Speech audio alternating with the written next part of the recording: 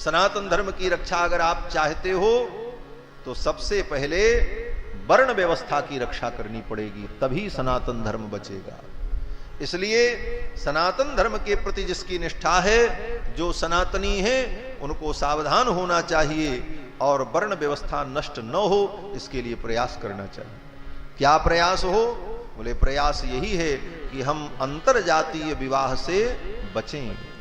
आज जो अंतरजातीय विवाह हो रहा है, एक वर्ण के लोग दूसरे वर्ण में विवाह करते हैं, इसका परिणाम बोले वर्ण संकर की उत्पत्ति होगी।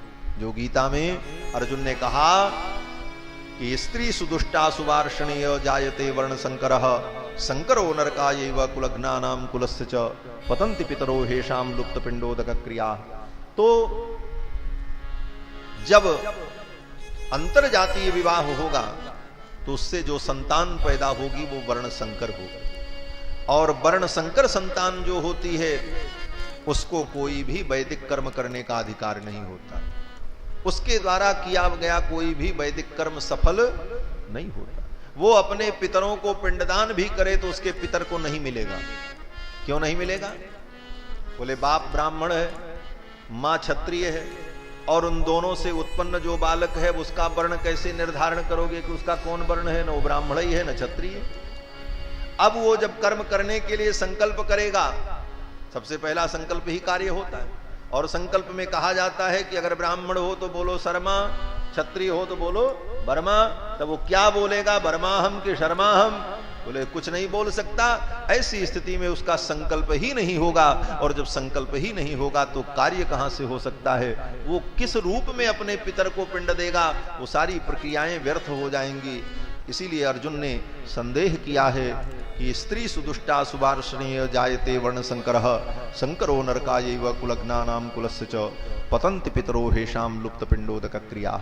इसलिए अंतरजातीय विवाह वर्ण संकरता का मूल है, और वर्ण संकरता होने पर वैदिक कर्म का अधिकार समाप्त हो जाता है। इसलिए सनातन धर्म की रक्षा तभी होगी जब वर्ण व्यवस्था की रक्षा होगी। इसलिए अपने अपने वर्ण के अनुकूल ही विवाह आदि संबंध करना चाहिए। यही शास्त्र सम्मत सिद्धांत है। बस यही एक चीज बची रहे, वर्ण व्यवस्था बची रहे, सनातन धर्म रहेगा।